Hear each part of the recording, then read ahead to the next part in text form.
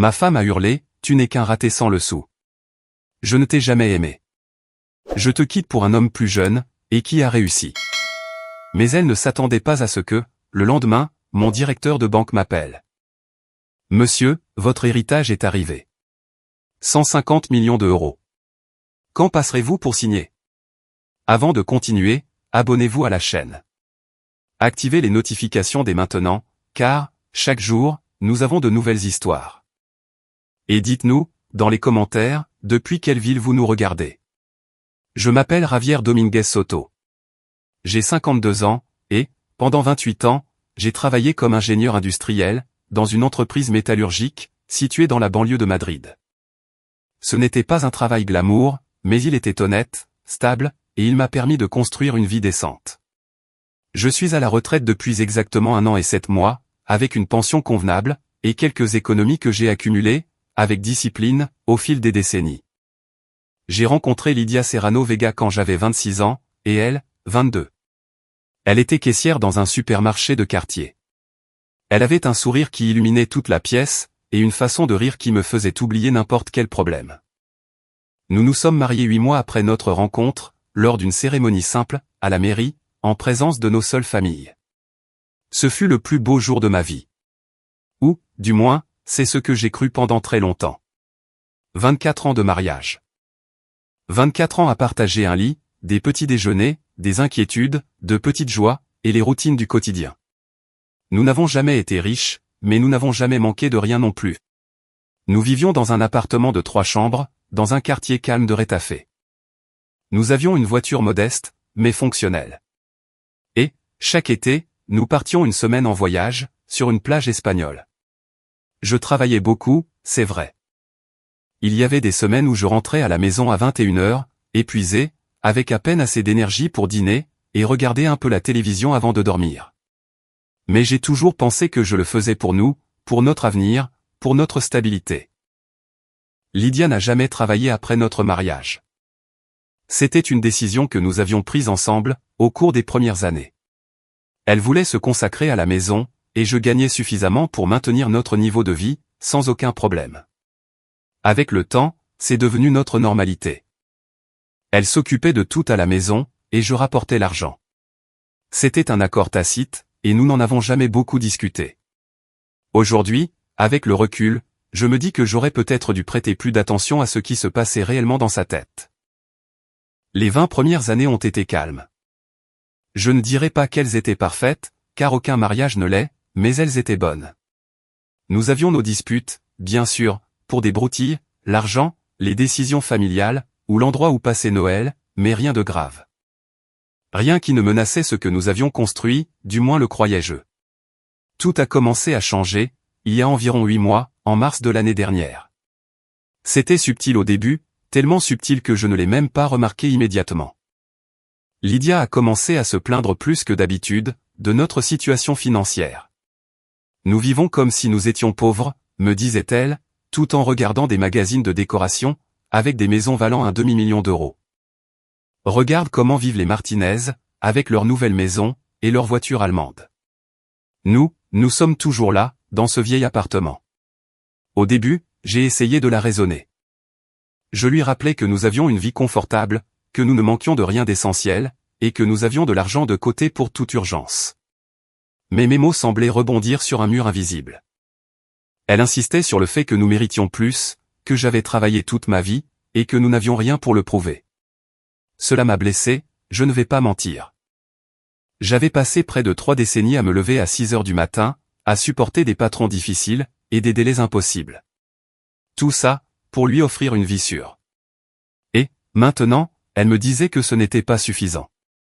En avril, les plaintes sont devenues plus spécifiques.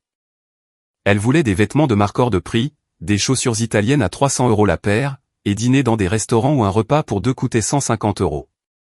J'ai essayé de lui faire plaisir quand je le pouvais, mais je devais rester raisonnable. Nous vivions sur ma pension, et sur nos économies. Nous ne pouvions pas faire des folies, comme si nous étions millionnaires. Chaque fois que je disais non, son visage se durcissait, ses yeux devenaient froids, et elle passait des jours sans presque m'adresser la parole. Le mois de mai a été pire.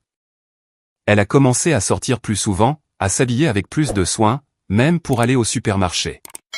Elle achetait de nouveaux vêtements sans me consulter, en utilisant la carte de crédit commune que nous avions toujours partagée.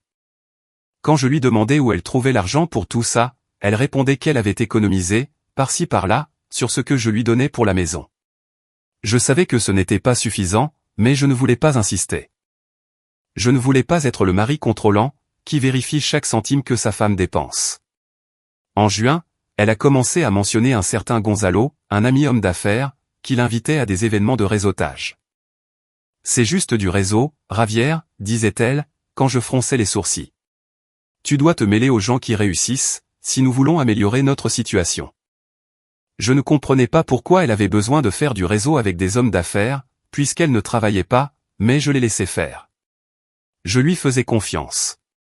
Après 24 ans, comment aurais-je pu faire autrement? Le mois de juillet est arrivé, avec de nouvelles absences. Elle sortait le samedi après-midi, et rentrait tard le soir, sentant un parfum cher, et avec les joues rougies. J'étais avec des amis, disait-elle, en m'embrassant distraitement sur la joue, avant d'aller directement sous la douche. J'opinais du chef, retournant à mon livre ou à la télé, sans rien remettre en question. J'étais un idiot confiant, je le vois avec une clarté cristalline aujourd'hui. Où a été le mois où quelque chose, en moi, a commencé à se réveiller. Un après-midi, alors que je cherchais les clés de la voiture dans son sac à main, avec sa permission, j'ai trouvé le reçu d'un hôtel du centre de Madrid. Date, 15 juillet, chambre double, 320 €. J'ai senti le sol se dérober sous mes pieds, mais, quand je l'ai interrogée le soir même, elle avait une explication parfaite.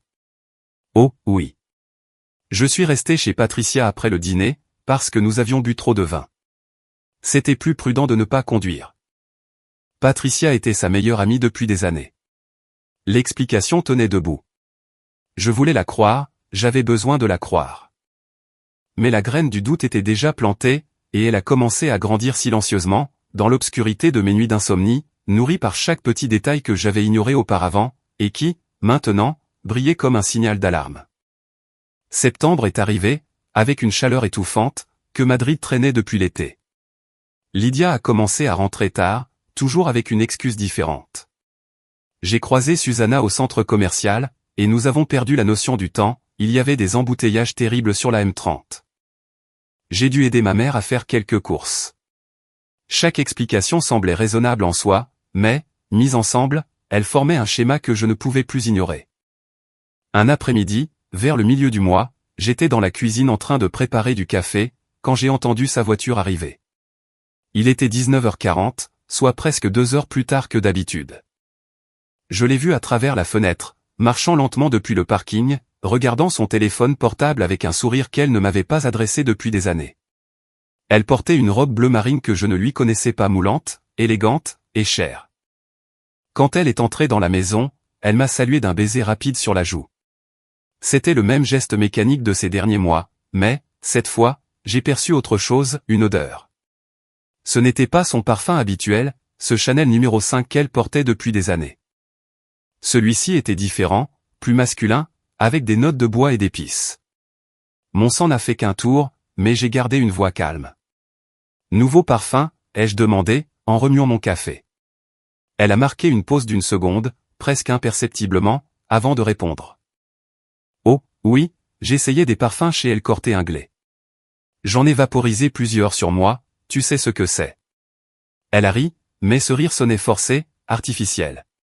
Elle a monté les escaliers rapidement, en direction de la salle de bain. 5 minutes plus tard, j'ai entendu l'eau de la douche couler. Je n'ai pas pu dormir cette nuit-là. Je suis resté là, à fixer le plafond, écoutant sa respiration calme à côté de moi, me demandant si je la connaissais vraiment. 24 ans à partager le même lit, et, soudain, j'avais l'impression d'être couché à côté d'une étrangère.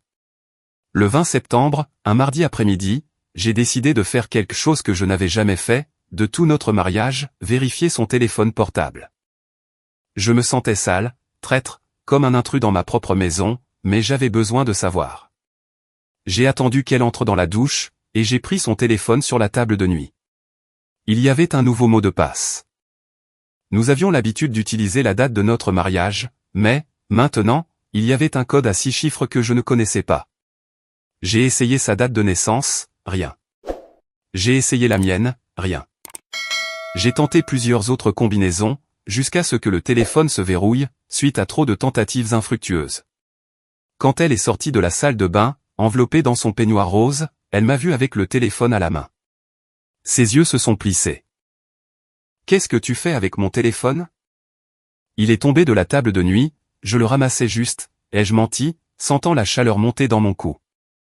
Elle m'a regardé pendant 3 secondes, qui m'ont paru une éternité. Puis, elle me l'a arraché des mains. Fais plus attention. Il est neuf, il a coûté 800 €. 800 €. Nous n'avions jamais dépensé autant pour un téléphone. Où avait-elle trouvé cet argent? Mais je n'ai pas posé la question. Chaque fois que je remettais quelque chose en cause, elle se refermait comme une huître, et nous passions des jours dans un silence glacial, que je trouvais insupportable. Octobre a apporté une nouvelle routine. Lydia sortait 3 ou 4 après-midi par semaine, toujours méticuleusement habillée, et toujours pressée. Je vais à mon cours de yoga, m'a-t-elle dit un mercredi. Je ne savais pas qu'elle s'était inscrite au yoga. Depuis quand fais-tu du yoga, ai-je demandé. Depuis 1 mois. J'ai besoin de prendre soin de ma santé, a-t-elle répondu, sans me regarder dans les yeux, tout en cherchant ses clés dans son sac. Le jeudi suivant, j'ai décidé de la suivre. Je me sentais pathétique de le faire, comme un de ces maris jaloux des films bon marché, mais je ne pouvais plus vivre dans l'incertitude. J'ai pris ma voiture, et je me suis garé 2 rues plus loin.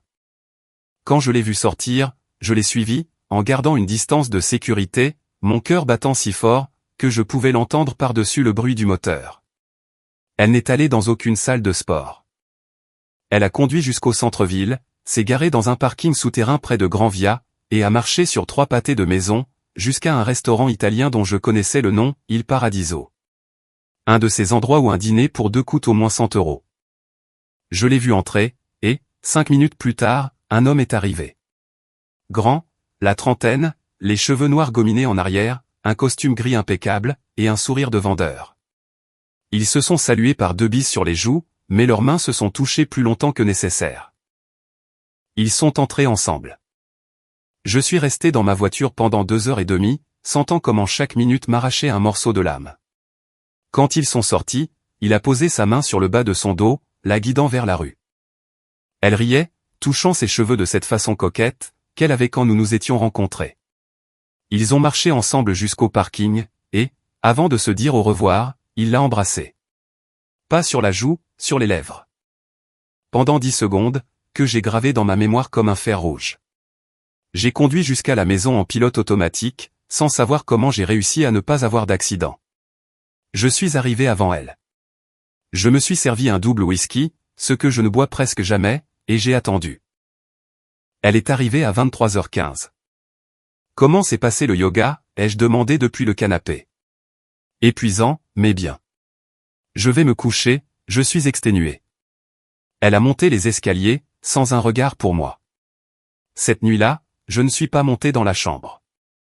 Je suis resté sur le canapé, buvant du whisky jusqu'à ce que la bouteille soit à moitié vide, pleurant en silence, comme je ne l'avais pas fait depuis la mort de mon père, 15 ans auparavant. Le 11 octobre, un mercredi, tout a basculé. Je m'étais endormi sur le canapé, en regardant un vieux film. L'horloge indiquait 3h47 du matin, quand un bruit m'a réveillé. Des rires étouffés, provenant de l'étage. Je me suis levé lentement, et j'ai monté les escaliers avec précaution, pour ne pas faire de bruit. La porte de la salle de bain était entr'ouverte, laissant filtrer un rail de lumière jaune, qui coupait l'obscurité du couloir. Lydia était à l'intérieur, assise sur le bord de la baignoire. Elle parlait au téléphone, à voix basse, mais pas assez basse. « Tu me manques, mon amour. » Non, non, il ne se doute de rien. Il dort comme toujours, comme un vieil idiot. Oui, mon amour. Bientôt, j'ai juste besoin de tout bien organiser. Il a des économies de côté, et, quand je demanderai le divorce, j'aurai droit à la moitié. Ensuite, toi et moi. Nous pourrons commencer notre vie ensemble, comme nous l'avons toujours voulu. Elle a laissé échapper un petit rire intime. Le genre de rire qui m'était autrefois réservé. Marcos, mon amour. Bien sûr que je t'aime. Ce mariage a été une erreur depuis le début. J'étais jeune, stupide, et il avait un nom de famille respecté. La famille Dominguez était très connue. Je pensais qu'il aurait de l'argent, que nous vivrions bien, mais ce n'est qu'un ingénieur médiocre. Avec une pension de misère. Toi, tu es différent. Tu réussis, tu es jeune, tu es passionné. Tu es tout ce qu'il n'a jamais été. J'ai senti le monde s'arrêter. Chaque mot était un clou rouillé, qu'on m'enfonçait dans la poitrine. 24 ans réduits à une erreur. Notre mariage, notre vie commune, mon dévouement, mon amour, tout n'était qu'une erreur. J'ai descendu les escaliers en silence, je suis retourné sur le canapé, et j'ai fixé le plafond, jusqu'à ce que le soleil commence à se lever par la fenêtre. Maintenant, je connaissais la vérité, et je savais que ma vie venait de se briser en deux. L'avant, et l'après de cette aube d'octobre. Les 3 jours qui ont suivi cette aube, ont été les plus longs de ma vie. J'ai agi normalement. J'ai préparé le petit déjeuner, lu le journal, regardé les informations. À l'extérieur, j'étais le même Ravière, 52 ans, retraité et calme. À l'intérieur, chaque cellule de mon corps hurlait. Lydia ne s'est rendue compte de rien. Elle a continué sa routine de sortie et de retour tardif, avec ses excuses automatiques, et ses douches immédiates en rentrant. J'opinais du chef, je souriais quand c'était nécessaire, et j'attendais. Car, maintenant, j'avais un but. J'avais besoin de preuves concrètes. Ces mots, lors de cet appel tardif, ne suffisaient pas. Il n'y avait ni témoin, ni enregistrement. C'était ma parole contre la sienne, et, dans un divorce, cela ne valait rien. Le samedi 14 octobre, pendant qu'elle était sous la douche, j'ai fouillé sa voiture. Je ne savais pas exactement ce que je cherchais, mais je faisais confiance à mon instinct. J'ai vérifié la boîte à gants, les manuels du véhicule, les documents d'assurance, les bonbons à la menthe. Rien d'inhabituel. J'ai regardé sous les sièges avant, une bouteille d'eau vide, un vieux parapluie, un peu de monnaie. J'étais sur le point d'abandonner, quand j'ai ouvert le compartiment de la coudoir centrale. Il y avait une enveloppe blanche, sans adresse d'expéditeur. Je l'ai ouverte d'une main tremblante. À l'intérieur, se trouvaient 3 reçus d'hôtel.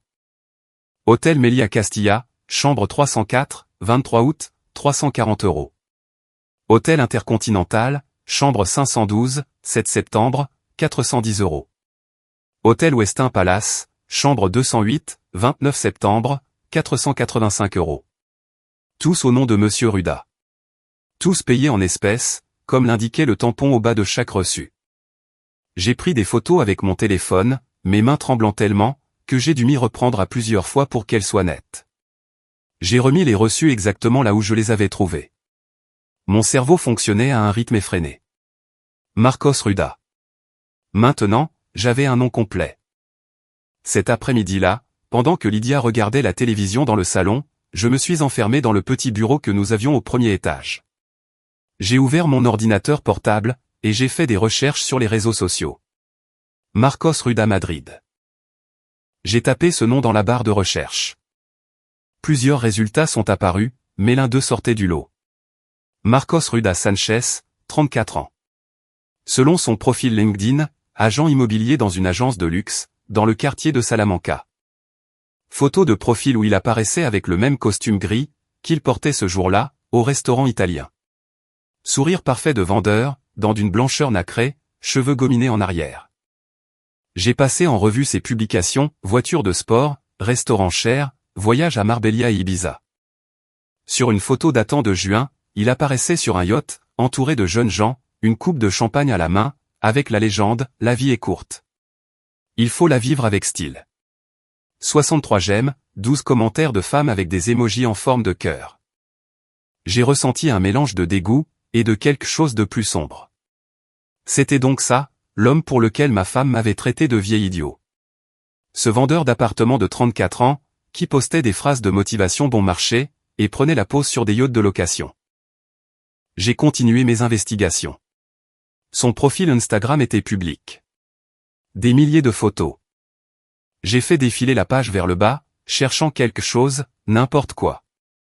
Et puis, je l'ai vu. Une photo du 18 juillet. Marcos sur la terrasse d'un restaurant, trinquant avec un verre de vin. L'angle de la caméra montrait une partie d'une autre personne, de l'autre côté de la table. Une main féminine avec du vernis à ongles rouges, et un bracelet en argent, que j'ai reconnu immédiatement. Je l'avais offert à Lydia, pour notre 20e anniversaire. Il m'avait coûté 230 € dans une bijouterie, à Séoul. J'ai zoomé sur l'image autant que j'ai pu. Une partie de la robe était visible, un imprimé floral dans les tons bleus. Je m'en souvenais. Elle l'avait porté ce jour-là, le 18 juillet, quand elle était censée aller déjeuner avec sa sœur, Monica. Je vais accompagner Monica chez le médecin, et ensuite nous déjeunerons ensemble, m'avait-elle dit ce matin-là. Un autre mensonge. Un de plus, dans une montagne de mensonges, qui grandissait maintenant sous mes yeux. Le dimanche matin, j'ai pris une décision. J'avais besoin de l'aide d'un professionnel. J'ai cherché en ligne, détective privé Madrid, et j'en ai trouvé plusieurs. J'ai lu les avis, comparé les prix, vérifié les références. Je me suis finalement décidé pour un cabinet, détective Paniagua et Associés. Site web professionnel, 25 ans d'expérience, spécialisé dans les affaires conjugales. J'ai appelé le numéro indiqué. Un homme, avec une voix grave et rassurante, a répondu « Détective Paniagua, bonjour. » Bonjour. J'ai besoin de vos services. C'est une affaire délicate. Je comprends parfaitement, monsieur. Pourriez-vous passer à notre bureau? Nous préférons discuter de ces questions en personne. Nous avons fixé un rendez-vous, pour le lundi 16 octobre, à 10 h du matin. Son bureau se trouvait à Chambry, au 3e étage d'un immeuble ancien, mais très bien entretenu. J'ai dit à Lydia que j'avais un rendez-vous chez le médecin, pour un contrôle de routine. Elle a à peine levé les yeux de son téléphone, quand je l'ai mentionné. Elias Paniagua s'est avéré être un homme de 58 ans, chauve, avec des lunettes à monture épaisse, et une expression aimable mais sérieuse. Son bureau sentait le vieux papier et le café. Il m'a offert un siège, dans un fauteuil en cuir, face à son bureau en bois sombre. Dites-moi ce dont vous avez besoin, monsieur Dominguez. Je lui ai tout raconté. L'appel tardif, les reçus d'hôtel, les sorties fréquentes, le parfum étrange, les changements de comportement. J'ai sorti mon téléphone, et lui ai montré les photos que j'avais prises. Paniagua écoutait, prenant des notes dans un carnet, hochant la tête de temps en temps. Depuis quand avez-vous des soupçons, a-t-il demandé, quand j'ai eu terminé. J'ai commencé à remarquer des changements il y a 8 mois, mais j'en ai la certitude absolue, seulement depuis 4 jours. J'ai besoin que vous compreniez quelque chose d'important, monsieur Dominguez. Ce que je vais faire, c'est documenter des faits, photographies, vidéos, filatures, vérification des rencontres. Tout cela est légal, tout est admissible au tribunal, si on en arrive là. Mais je vous préviens. Voir les preuves d'une infidélité, ça fait mal. Ça fait plus mal que les soupçons. Êtes-vous préparé à cela? Je suis resté silencieux pendant quelques secondes, puis j'ai hoché la tête. Ça fait déjà mal. J'ai besoin de connaître toute la vérité. Très bien. J'ai besoin d'une photographie récente de votre femme, d'une description physique détaillée, de la plaque d'immatriculation de son véhicule, de sa routine hebdomadaire si vous la connaissez, et aussi, d'informations sur l'amant présumé. Je lui ai tout donné. Je lui ai montré le profil Instagram de Marcos, l'adresse de son travail que j'avais trouvé sur LinkedIn, la description physique de Lydia, les heures approximatives de ses sorties. Paniagua écrivait méticuleusement. Mes honoraires sont de 120 € par heure de travail sur le terrain, plus les frais de déplacement et de matériel. J'estime que, d'ici 3 semaines, j'aurai suffisamment de matériel documenté. Cela vous convient-il? C'était beaucoup d'argent. J'allais probablement dépenser entre 3 000 et 4 000 €, mais j'en avais besoin. Allez-y, nous avons signé un contrat. J'ai payé une avance de 1 000 € en espèces, que j'avais retirée à la banque ce matin-là. Paniagua m'a serré la main. Je vous tiendrai informé. Et, monsieur Dominguez, encore une chose. Agissez tout à fait normalement. Ne changez pas de comportement. Ne la confrontez pas encore. Toute altération dans votre routine pourrait l'alerter et compliquer notre travail. J'ai quitté ce bureau avec un sentiment étrange, soulagé de passer à l'action, mais aussi conscient que je venais de franchir un seuil. Il n'y avait plus de retour en arrière possible. Les 3 semaines suivantes ont été une torture, méticuleusement orchestrée. Chaque matin, je me réveillais à côté de Lydia, je faisais du café, et je faisais semblant de lire le journal, pendant qu'elle consultait son téléphone, avec ce sourire qui ne m'était plus destiné. Chaque soir, nous dînions ensemble, avec des conversations superficielles sur la météo ou l'actualité, pendant que je ravalais ma bile, en agissant comme si de rien n'était.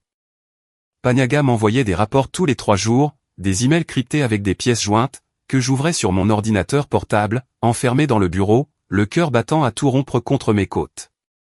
Le premier rapport est arrivé le jeudi 19 octobre. 4 photographies en haute résolution. Lydia et Marcos entrant ensemble dans l'hôtel Santo Moro, à 16h37, le mercredi 18. Sortant du même hôtel, à 19h01. Détail précis, elle portait un trench coat beige, lui avait une chemise bleue sans cravate.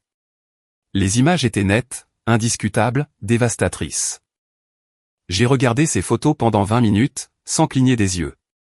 Ma femme depuis 24 ans, entrant dans un hôtel avec un autre homme. Il n'y avait aucune ambiguïté possible, aucune excuse qui puisse fonctionner. J'ai fermé l'ordinateur portable, et j'ai vomi dans la salle de bain du bureau, mes larmes se mêlant à mes hauts le cœur. Ce soir-là, Lydia est rentrée à 20h15, exactement comme l'indiquait le rapport. Elle avait été à l'hôtel. Elle m'a embrassé distraitement sur le front. Je regardais des robes avec Clara, a-t-elle dit. Clara était sa cousine. Un autre mensonge, ajouté à l'inventaire. Tu as trouvé quelque chose de beau, ai-je demandé, avec une voix qui m'a surpris, tant elle semblait normale. Non, tout était très cher. Tu sais comment sont les prix, en ce moment. J'ai hoché la tête, et je suis retourné à mon émission de télévision. Elle est montée se doucher, comme toujours. Le deuxième rapport est arrivé le lundi 23 octobre. Cette fois, il comprenait des vidéos, des enregistrements de 30 secondes, pris depuis un véhicule dans la rue. Lydia et Marcos sur la terrasse d'un café, à Malazana. Leurs mains enlacées sur la table. Il lui caresse le visage, elle rit. Ce rire sincère, que je n'avais pas entendu m'être adressé depuis si longtemps. Puis, un long baiser en public, sans aucune gêne. Il y avait aussi des captures d'écran de conversation WhatsApp. Le détective avait réussi à photographier l'écran du téléphone de Marcos, pendant qu'il faisait la queue dans un café. Des messages entre eux. Tu me manques, mon amour. Je ne peux pas ce soir, le vieux est à la maison. Bientôt, nous serons libres, mon amour. Quand je recevrai ma part du divorce, nous partirons en voyage. Chaque mot était un poignard, mais j'avais besoin de tout cela. Chaque preuve était une pièce du puzzle, que j'étais en train d'assembler. Pendant ces semaines, j'ai aussi perdu du poids. 4 kilos en 21 jours. Je n'avais pas d'appétit, la nourriture avait un goût de carton. Je dormais 3 ou 4 heures par nuit.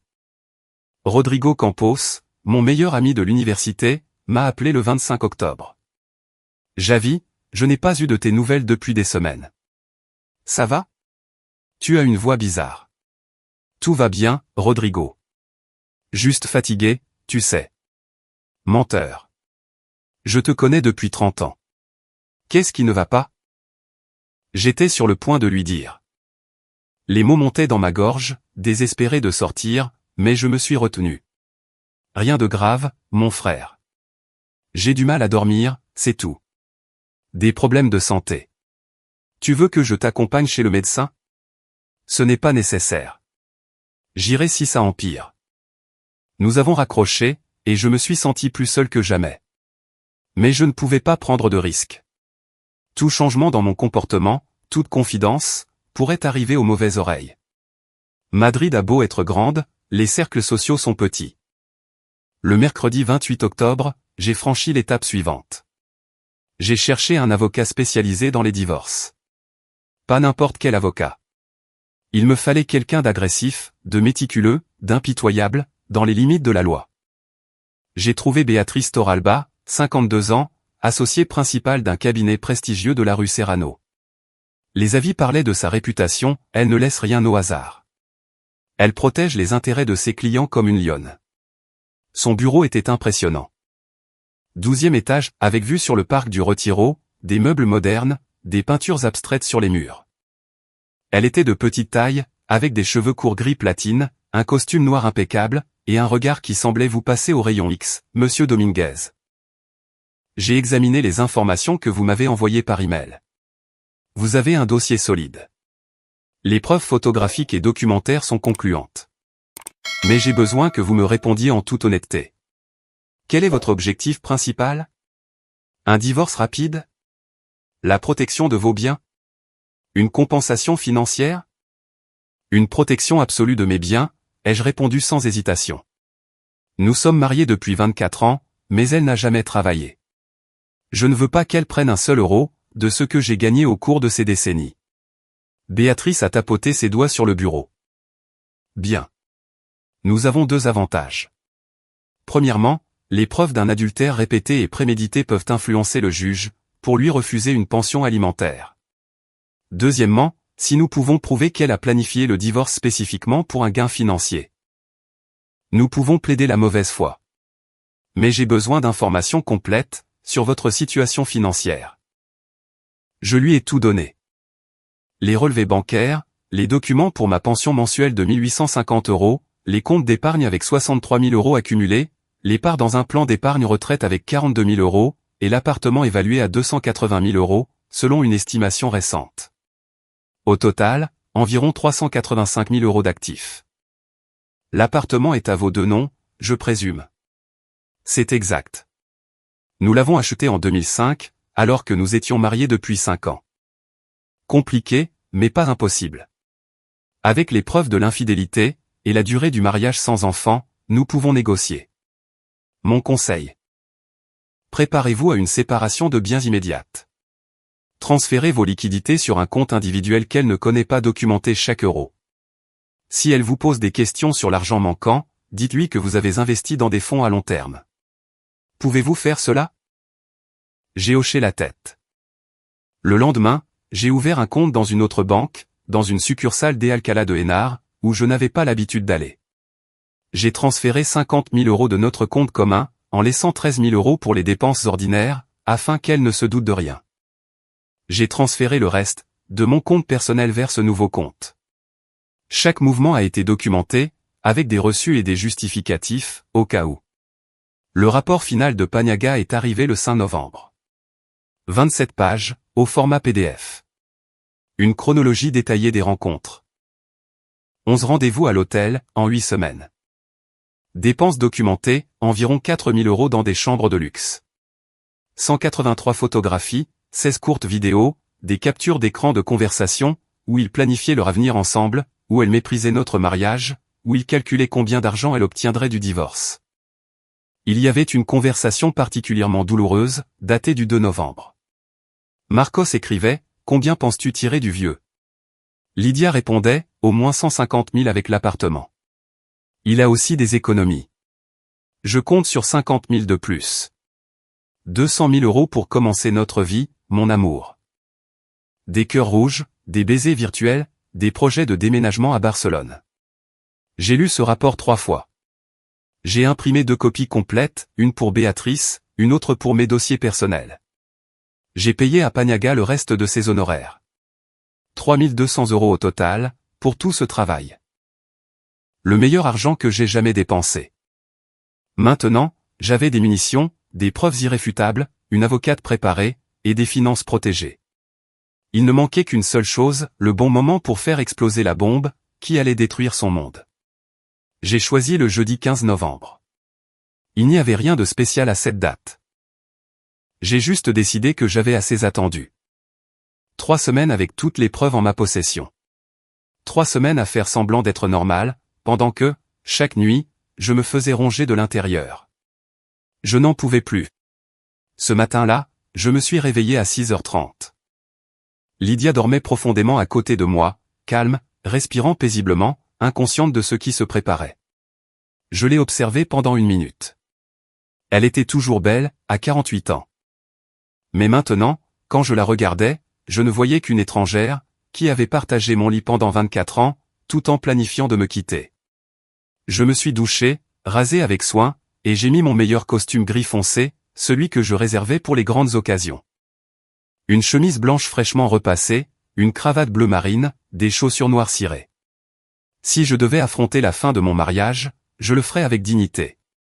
Je suis descendu dans la cuisine, et j'ai préparé du café noir, comme chaque matin.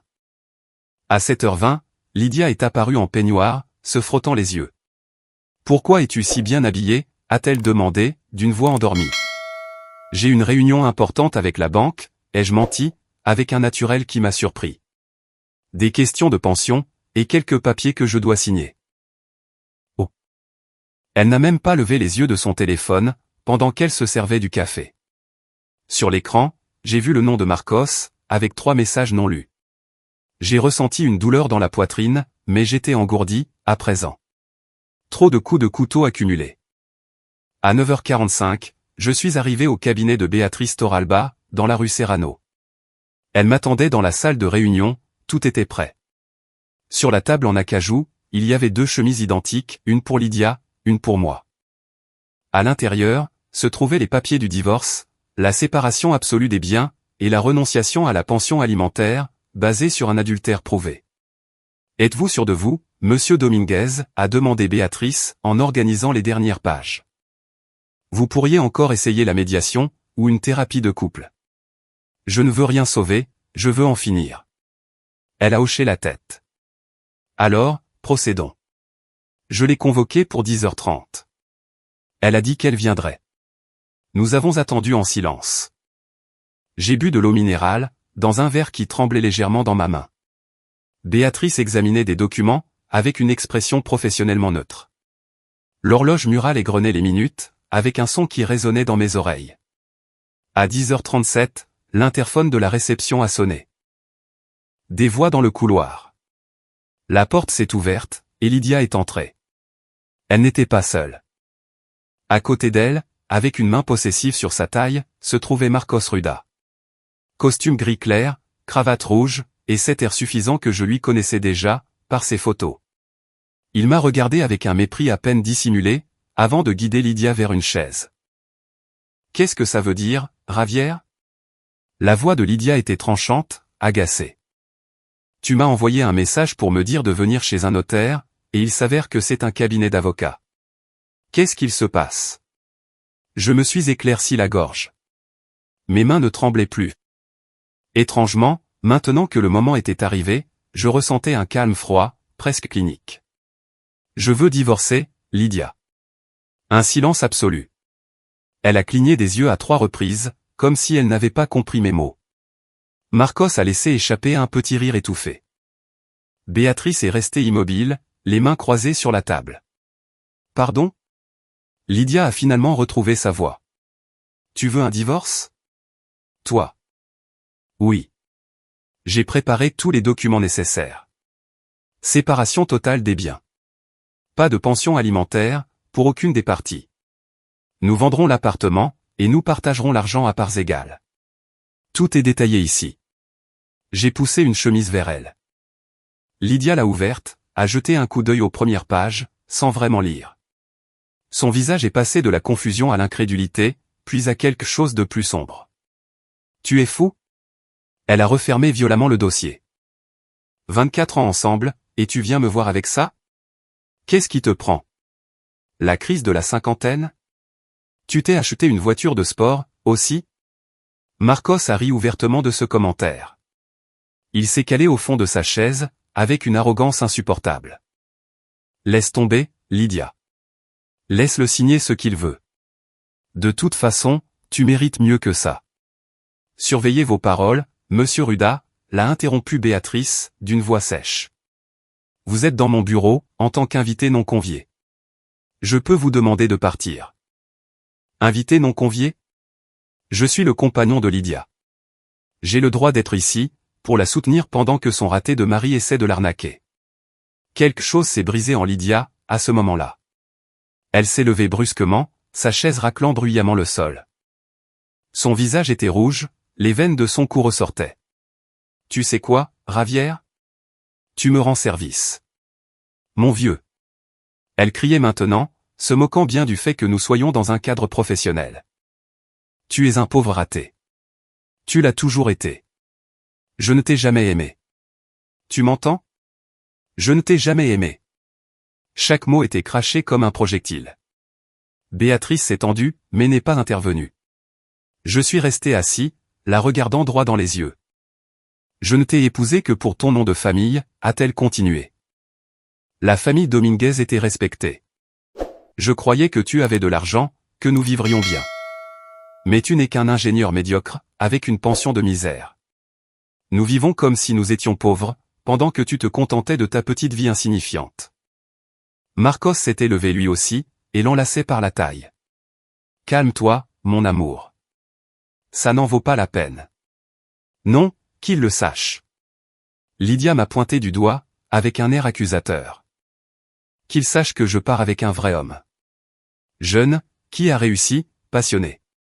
Tout ce que tu n'as jamais été, et ne seras jamais. Marcos est 2 fois plus un homme que toi. Elle a pris le stylo que Béatrice avait placé à côté des documents.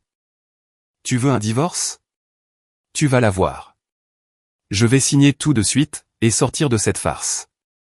Elle a survolé les pages sans les lire, signant chaque espace marqué d'une croix. Sa signature était inégale, tremblante de rage.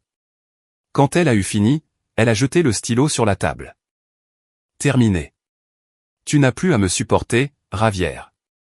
Et je n'ai plus à faire semblant que ta présence ne m'ennuie pas à mourir. Elle a eu un rire hystérique, cruel. 24 ans de perdu, mais, au moins, maintenant, je suis libre. Marcos l'a embrassée sur la bouche, délibérément, de façon obscène, devant moi. Elle a répondu avec un enthousiasme calculé, pour me blesser. Quand ils se sont séparés, elle m'a regardé une dernière fois. J'espère que tu apprécieras ta solitude, mon vieux. Tu la mérites. Ils ont quitté le bureau en trombe. La porte s'est fermée. Un lourd silence a empli la pièce. Béatrice m'observait, avec une expression indéchiffrable. Monsieur Dominguez, est-ce que ça va? Mes mains reposaient sur la table, parfaitement immobiles. À l'extérieur, je gardais mon calme. À l'intérieur, 24 années de mariage s'effondraient, comme un château de cartes. Mais je n'allais pas pleurer ici. Pas maintenant. Je vais bien, ai-je dit, d'une voix qui sonnait creux, même à mes propres oreilles. Finissons-en. J'ai signé mes documents méthodiquement. Béatrice a certifié chaque signature. Démarche légale, étapes bureaucratiques, tampons officiels. Mon mariage était réduit à des papiers paraphés.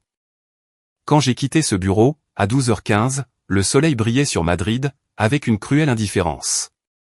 J'ai marché jusqu'à ma voiture, je me suis assis derrière le volant, et, à ce moment-là, et seulement à ce moment-là, j'ai laissé couler mes larmes. Les 3 jours qui ont suivi la signature du divorce, ont été une descente aux enfers. Je suis rentré chez moi, ce 15 novembre, à midi. J'ai garé la voiture dans l'allée, et je suis resté là, pendant 40 minutes, à fixer le volant. L'appartement, qui avait été ma maison pendant 19 ans, ressemblait maintenant à un tombeau vide. Je suis finalement entré. Le silence était absolu, oppressant. Lydia était déjà passée, pendant que j'étais au cabinet de Béatrice. Elle avait pris des valises, des cartons, tout ce qu'elle considérait comme à elle. L'armoire de notre chambre était à moitié vide. Sa coiffeuse était nette, plus de parfum ni de maquillage. Dans la salle de bain, ses crèmes, sa brosse à dents, et ses produits capillaires avaient disparu. Elle avait même pris les serviettes roses, qu'elle aimait tant. Je me suis assis sur le bord du lit, que nous avions partagé pendant 24 ans, et j'ai simplement respiré. J'ai inspiré, expiré, essayant d'assimiler le fait que mon mariage s'était terminé par des cris, et une humiliation publique. Ce soir-là, j'ai ouvert une bouteille de whisky Johnny Walker Red Label, que j'avais gardée pour les grandes occasions. Quelle ironie! Je me suis servi un verre, puis un autre, puis j'ai perdu le compte. Je suis resté sur le canapé du salon, la télévision éteinte, à boire dans l'obscurité. Les mots de Lydia tournaient en boucle. Je ne t'ai jamais aimé. Tu es un raté. Tu es pauvre. Je me suis réveillé à 5 heures du matin, avec une migraine insupportable, et la bouche sèche comme un désert. La bouteille était presque vide. Je me suis traîné jusqu'à la salle de bain. J'ai bu de l'eau, directement au robinet. J'ai vomi. J'ai bu encore de l'eau. Mon reflet dans le miroir montrait un homme brisé, les yeux rougis, une barbe de 3 jours, la peau grisâtre. Le vendredi 16 novembre, je ne suis pas sorti de la maison. Je ne me suis même pas habillé. J'ai passé la journée entière en pyjama, alternant entre le canapé et le lit. J'ai essayé de manger quelque chose à midi, mais la nourriture avait le goût de la cendre. J'ai jeté mon assiette à moitié pleine, à la poubelle. J'ai sorti de vieux albums photos, ceux que nous gardions dans le placard du couloir. Notre mariage à la mairie, moi à 26 ans, dans un costume emprunté, elle, radieuse, dans une simple robe blanche. Les voyages à Benidorm, Majorque, en Cantabrie. Les anniversaires, les Noëls, nos dates de mariage. Chaque photographie était un mensonge, figé dans le temps. Elle souriait sur ses photos, mais, maintenant, je savais qu'il n'y avait jamais eu de véritable amour. Seulement du calcul, seulement l'intérêt pour un nom de famille qui, pensait-elle, rimait avec argent. J'ai déchiré quelques photos, je les ai mises en petits morceaux, sur la table de la salle à manger. Puis, je les regrettais. J'ai brûlé les morceaux dans un vieux cendrier, regardant les flammes transformer nos souvenirs, en cendres grises. Le samedi 17, Rodrigo Campos a débarqué, sans prévenir. Il a sonné avec insistance, jusqu'à ce que je lui ouvre. Il m'a dévisagé de la tête aux pieds. L'odeur d'alcool rance devait émaner de moi. Javi, qu'est-ce qui t'est arrivé? Rien, je vais bien. Menteur. Il est entré sans demander la permission. Il est allé directement dans la cuisine, et a préparé du café fort. Assieds-toi. Parle. Je ne voulais pas parler. Je voulais qu'il parte, pour me laisser me noyer en paix. Mais Rodrigo était tenace. Il avait été mon colocataire à l'université, mon témoin à mon mariage, le frère que je n'avais jamais eu. Je le connaissais trop bien. Lydia et moi divorçons, ai-je fini par lâcher. Son visage a affiché une surprise sincère. Quoi? Quand? Jeudi. Nous avons signé jeudi. Pourquoi ne m'as-tu rien dit? Et, comme un barrage qui cède, je lui ai tout raconté. Les 8 mois de soupçon, l'appel téléphonique tardif, le détective privé, les photos et les hôtels, Marcos Ruda, les insultes dans le bureau de l'avocate. Tout est sorti en un torrent incontrôlé, pendant que Rodrigo écoutait en silence, son visage se durcissant à chaque détail. Cette fille de paix. A-t-il marmonné, quand j'ai eu terminé. Cette fille de paix. Javi, je suis désolé. Je n'avais aucune idée de tout ça. Personne n'en avait idée. Moi non plus, jusqu'à récemment. Rodrigo est resté avec moi toute la journée. Il m'a obligé à prendre une douche, à me raser, et à manger quelque chose de décent. Il a préparé des pâtes à la sauce tomate. Simple, mais chaud. Je me suis assis devant l'assiette, et j'ai mangé machinalement, pendant qu'il parlait de football, de travail, de tout, sauf de divorce et de trahison. Écoute, m'a-t-il dit, avant de partir ce soir-là. Ça fait un mal de chien en ce moment, je sais. Mais le temps fera son œuvre. Mon frère, tu vas t'en sortir. Pas aujourd'hui, pas demain, mais tu vas t'en sortir. Et quand ce sera fait, tu seras plus fort. J'ai hoché la tête, sans le croire. Je ne pouvais pas imaginer un avenir, où cette douleur serait moindre. Les 2 semaines suivantes ont été mécaniques. Je me levais, parce que mon corps l'exigeait. Je mangeais, parce qu'il le fallait. Je dormais peu, 3 ou 4 heures par nuit, fragmenté par des cauchemars où Lydia riait de moi, entourée d'inconnus qui riaient aussi. Béatrice m'appelait de temps en temps, pour me donner des informations juridiques, sur le partage des biens. J'écoutais avec une attention qui durait quelques secondes, avant de tout oublier. Le 4 décembre, un mercredi, je suis allé au supermarché, pour la première fois depuis des semaines. J'avais besoin de vraie nourriture, pas seulement de café et de pain. Je marchais dans les allées, quand j'ai vu un jeune couple s'embrasser, près des surgelés. Il avait environ 30 ans, elle peut-être 25. Heureux, amoureux, inconscients du monde qui les entourait. J'ai ressenti un coup de poignard dans la poitrine. J'ai abandonné mon caddie à moitié plein, et je suis parti, presque en courant. Ce soir-là, assis dans la cuisine avec une tasse de thé, je ne buvais plus, ma thérapeute gratuite, la solitude, m'a fait reconnaître une chose douloureuse. La victoire juridique n'avait pas guéri la blessure émotionnelle. J'avais protégé mes biens, prouvé la trahison, et signé des papiers qui me déclaraient légalement libre. Mais, à l'intérieur, j'étais toujours enchaîné au souvenir de 24 ans de ma vie, transformé en une farce. Le vendredi 6 décembre, s'est levé gris et froid. Il était 11h30 du matin, quand mon téléphone portable a sonné. Un numéro inconnu. J'ai failli ne pas répondre, mais quelque chose m'a poussé à glisser mon doigt sur l'écran. Monsieur Javier Dominguez Soto? Une voix d'homme, formelle, avec un léger accent argentin. Oui, c'est moi. Bonjour. Je suis Félix Montero, directeur de la succursale internationale de Banco Santander. Je dois confirmer votre identité, avant de poursuivre. Pouvez-vous me fournir votre numéro de carte d'identité? J'ai récité mes numéros. Quelqu'un tapait sur un clavier d'ordinateur, à l'autre bout de la ligne. Parfait. Monsieur Dominguez, je vous appelle concernant une affaire de la plus haute importance. Il s'est raclé la gorge. Nous avons traité, au cours des 14 derniers mois, la succession de Monsieur Teodoro Dominguez Soto, décédé à Buenos Aires, en août 2022. Êtes-vous un parent direct du défunt? Teodoro, mon oncle paternel, le frère aîné de mon père. Il avait émigré en Argentine dans les années 80. Un homme célibataire, sans enfant, qui avait monté une entreprise textile, et vécu toute sa vie à Buenos Aires.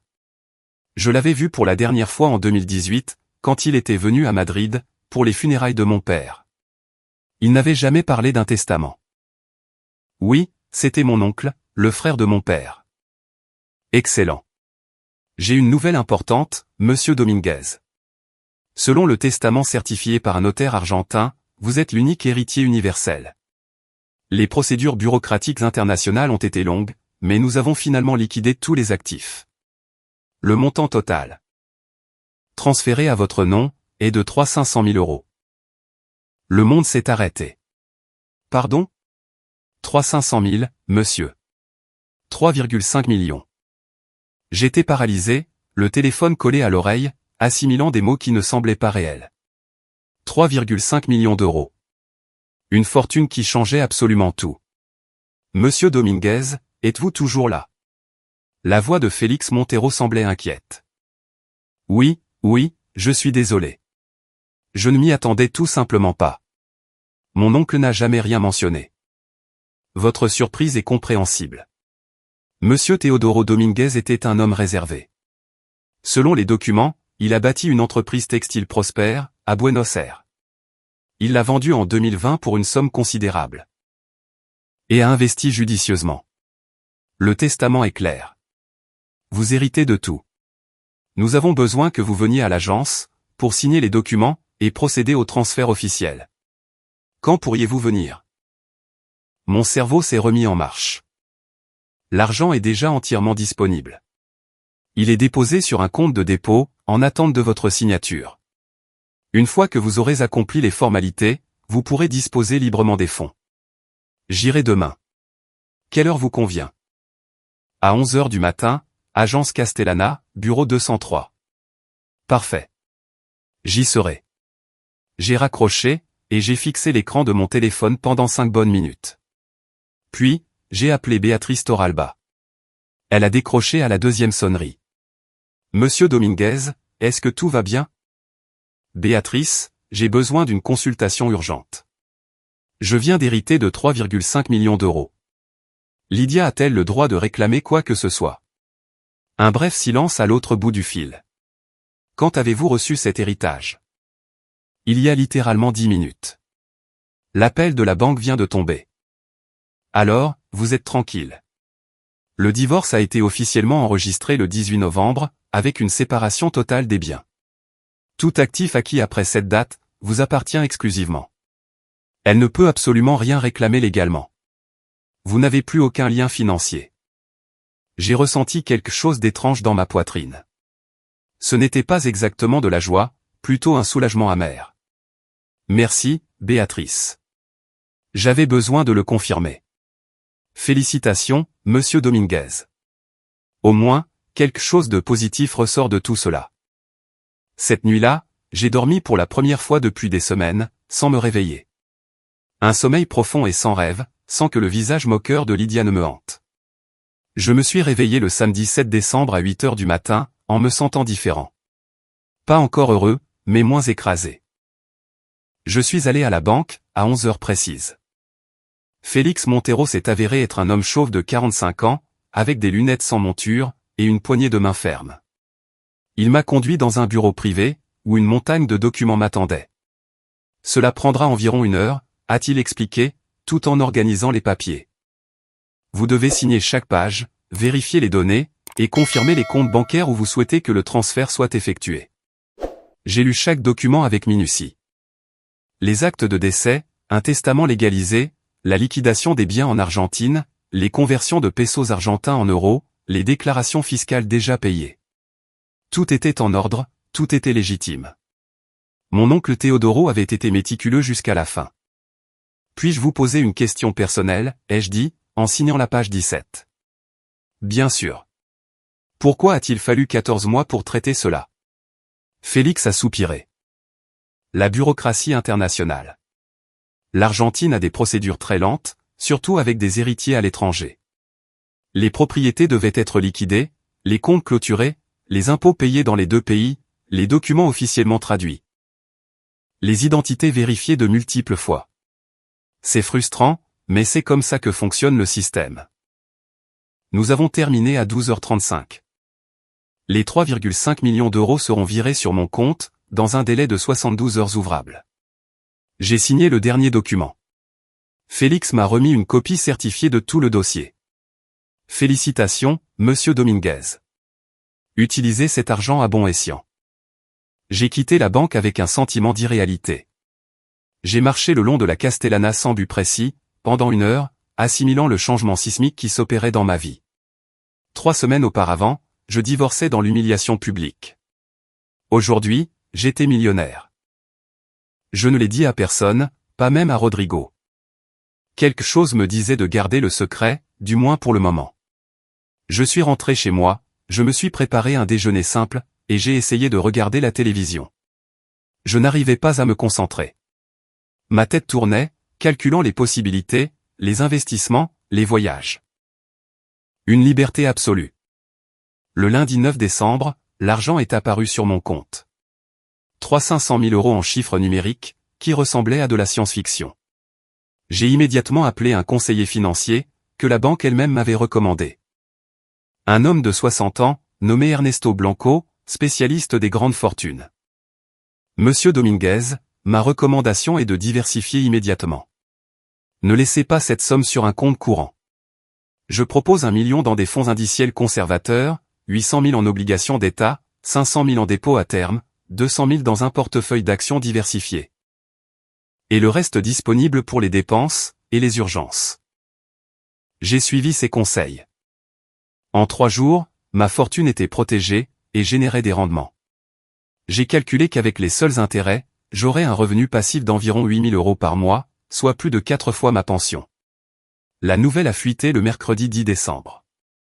Je ne sais pas comment, mais ces choses-là finissent toujours par se savoir. Peut-être que quelqu'un de la banque a commenté l'affaire. Peut-être que Félix Montero l'a mentionné lors d'une réunion. Madrid est une grande ville, mais les cercles sociaux sont petits.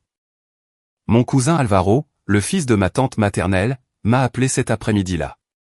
Javi, c'est vrai que tu as hérité de millions de l'oncle Teodoro. Qui t'a dit ça? Ça se dit, tu sais comment est la famille. C'est vrai? Il n'y avait aucun sens à le nier. Oui, j'ai hérité de quelque chose. Je préfère ne pas donner de détails. Mon vieux, quelle chance. Et, si tu as besoin d'aide pour gérer cet argent, je travaille dans la finance. Je pourrais. Merci, Alvaro. J'ai déjà un conseiller. On s'en reparle un autre jour. J'ai raccroché, avant qu'il ne puisse continuer. Ce soir-là, 3 autres messages de parents éloignés sont arrivés. Des gens qui ne m'avaient pas parlé depuis des années, s'intéressaient soudainement à mon bien-être. Je les ai tous effacés, sans y répondre. Le jeudi 11 dans l'après-midi, à 17h18 très précisément, mon téléphone a sonné. Un numéro que j'avais bloqué, mais qui s'affichait comme inconnu. J'ai répondu par curiosité. Ravière. La voix de Lydia, indéniable. J'ai besoin de te parler. Silence de ma part. Ravière, je sais que tu m'entends. S'il te plaît, c'est important. Qu'est-ce que tu veux, Lydia? J'ai appris. On m'a dit que tu as hérité de l'argent. Beaucoup d'argent, de l'oncle Teodoro. Et alors? Il y avait. Bien sûr. Eh bien, je pensais que nous pourrions parler de nous. De tout ce qui s'est passé. Sa voix était maintenant douce, presque mielleuse. La voix qu'elle utilisait, quand elle voulait quelque chose. Javi, j'ai fait de terribles erreurs. J'étais perdu, effrayé par l'avenir. J'ai dit des choses horribles que je ne pensais pas vraiment. Tu as dit que tu ne m'avais jamais aimé. Que tu ne voulais que mon nom de famille. Que j'étais un pauvre raté. J'étais en colère, bouleversé. Je n'étais pas moi-même. Tu me connais. Tu sais que je ne suis pas comme ça. Non, Lydia. Je crois qu'enfin, j'ai vu qui tu étais vraiment. Javi, s'il te plaît, laisse-moi juste t'expliquer. Nous pouvons nous voir, prendre un café, parler comme des adultes. Il n'y a rien à dire. Si, il y en a. Sa voix est montée d'un ton, perdant cette douceur artificielle. Nous avons été mariés pendant 24 ans. Cela doit bien signifier quelque chose. Tu ne peux pas tout effacer comme ça. Tu as tout effacé, quand tu as couché avec Marcos pendant 8 mois. Quand tu as prévu de me voler pendant le divorce. Quand tu m'as traité de raté, devant des inconnus. Je l'ai entendu respirer plus vite, à l'autre bout du fil. Marcos était une erreur. Je ne suis plus avec lui. Ces mots m'ont arrêté. Quoi? Nous avons rompu il y a 4 jours. Il s'est avéré qu'il ne me voulait que pour. Eh bien, pour l'argent. Quand il a découvert que je n'avais rien obtenu du divorce, il a complètement changé. Il est devenu froid, distant. Puis, il m'a avoué qu'il espérait que j'apporte de l'argent. Pour investir dans son entreprise. Javi, j'ai été trompé, moi aussi. J'ai presque ressenti de la pitié pour elle. Presque. Lydia, sais-tu quelle est la différence entre toi et moi? Je t'ai été fidèle pendant 24 ans. J'ai travaillé, j'ai sacrifié du temps, je me suis efforcé de t'offrir une vie confortable. Et toi? Tu m'as trahi en cherchant quelque chose de mieux. Marcos t'a trahi de la même façon. Ce n'est pas une coïncidence. C'est le karma. Ne sois pas cruel. Je souffre. J'ai souffert pendant des mois, moi aussi. Pendant que tu riais dans des hôtels de luxe. Un long silence. Puis, sa voix brisée. Je suis désolé. Je suis vraiment désolé. Je sais que je ne mérite pas ton pardon, mais nous pourrions au moins essayer. Aller voir un conseiller conjugal, reconstruire ce que nous avions. Maintenant que tu as cet argent, nous pourrions bien vivre, voyager. Faire les choses dont nous avons toujours rêvé. Et voilà. La vérité nue, à nouveau. Ce n'était pas moi qui lui manquais, c'était l'argent dont je venais d'hériter. Combien de fois m'as-tu appelé depuis que nous avons signé le divorce, ai-je demandé. Quoi? Depuis le 15 novembre, jusqu'à ce que tu apprennes pour l'héritage. Combien de fois m'as-tu appelé, Lydia? Un silence absolu. Exactement. 0 fois. Pas un seul message. Rien. Mais dès que tu entends que j'ai de l'argent, tu débarques avec tes larmes et tes regrets. T'attendais-tu vraiment à ce que je sois aussi stupide? Ce n'est pas pour l'argent, je te le jure. Adieu, Lydia. J'ai raccroché, et j'ai bloqué le numéro pour de bon. Cette fois, mes mains tremblaient, mais pas de faiblesse. De rage. Une rage contenue depuis trop longtemps. 2 heures plus tard, le vendredi 12 décembre, à 19h15, on a sonné à ma porte, avec une insistance prolongée, désespérée. J'ai regardé par le Judas. Lydia était là, seule. Son maquillage avait coulé, ses yeux étaient gonflés, et elle appuyait sur la sonnette, encore et encore. Ravière, je sais que tu es là. Ta voiture est dans le garage. Ouvre, s'il te plaît. Je n'ai pas ouvert. Je suis resté de l'autre côté de la porte, à l'écouter.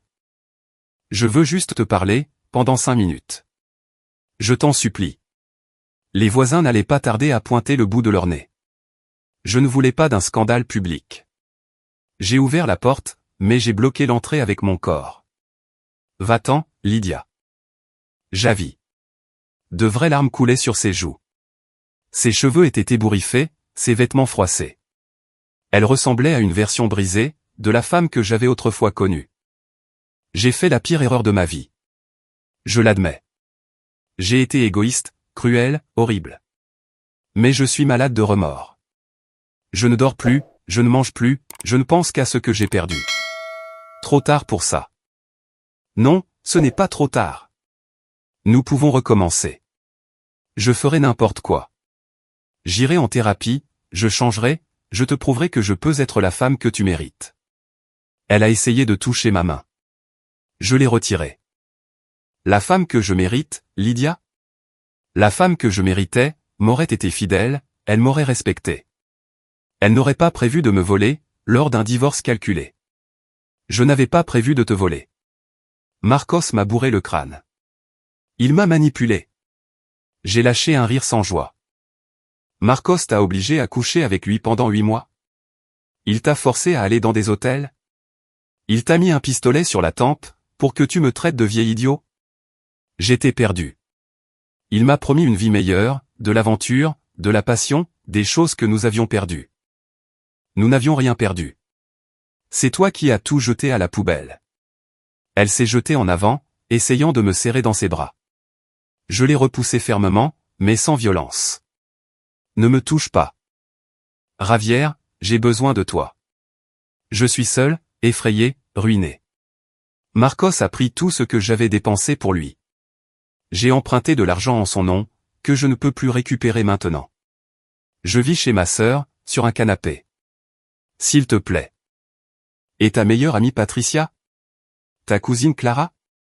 Tous ces gens avec qui tu étais censé passer du temps, pendant que tu me trompais. Plus aucun d'entre eux ne veut me parler. Ils ont appris pour Marcos. Ils me jugent, ils me critiquent. Ils disent que j'ai ruiné un mariage stable, pour un caprice. Ils ont raison. Son visage s'est soudainement durci. Ses larmes ont séché par magie. Tu es un fils de paix, Javier. Tu le sais ça? Pendant tout ce temps, tu as joué les victimes. Mais tu es rancunier et mesquin, et tu es exactement tel que tu t'es montré. Je suis rentré chez moi, mais, avant de fermer la porte, je me suis souvenu de quelque chose. Attends ici. Je suis monté dans le bureau, j'ai pris le dossier que Béatrice m'avait donné, je suis redescendu, et je l'ai tendu à Lydia. Ouvre-le. Elle l'a fait, avec des mains tremblantes. À l'intérieur, il y avait des copies de tout, les photos du détective privé, elle et Marcos entrant dans les hôtels, s'embrassant dans les cafés, se promenant main dans la main, des captures d'écran des conversations WhatsApp, planifiant le divorce, calculant l'argent qu'ils obtiendraient. La transcription de cet appel téléphonique de fin de soirée, où elle me traitait de vieil idiot qui ne se doutait de rien. Son visage a perdu toutes ses couleurs, alors qu'elle tournait les pages, une par une. 183 photographies, 16 vidéos capturées en images fixes, des conversations complètes, des dates, des heures, des lieux. Tout était méticuleusement documenté. Je ne savais pas que tu avais des preuves. Bien sûr que non. Tu pensais que j'étais un idiot, un ingénieur médiocre sans imagination. Mais il s'avère que, pendant que tu jouais à la trahison, je jouais aux échecs. Et, aux échecs, j'ai toujours 5 coups d'avance. Les pages sont tombées de ses mains. Javier, c'est une atteinte à la vie privée. Tu pourrais avoir des ennuis judiciaires, pour m'avoir espionné. Tout a été obtenu légalement, par un détective privé agréé, vérifié par une avocate spécialisée, et c'est recevable au tribunal. En fait, ces preuves sont la raison pour laquelle tu as signé une séparation totale des biens. Sans recevoir un seul euro. Tu t'en souviens? Tu étais tellement occupé à crier et à m'insulter, que tu n'as même pas lu ce que tu signais. Elle s'est penchée pour ramasser les papiers, avec des mouvements maladroits. Je peux porter plainte. Je peux dire que tu m'as mis la pression, que j'ai signé sous la contrainte. Vas-y, essaie. Mon avocate n'attend que ça. Et quand tu le feras, ces preuves seront officiellement présentées. Ta famille les verra, tes amis aussi. Tout Madrid saura exactement qui tu es. Lydia est restée agenouillée dans mon entrée, ramassant les photos de sa propre trahison. Elle ressemblait à une poupée cassée, démontée pièce par pièce. Une partie de moi, une partie petite et faible, a ressenti de la compassion. Cette femme avait été mon épouse. Nous avions partagé 24 ans de notre vie. Nous avions ri ensemble, rêvé ensemble, construit une vie ensemble.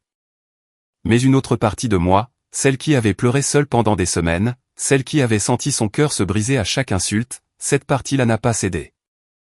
Va-t'en, Lydia. Ne reviens plus jamais ici.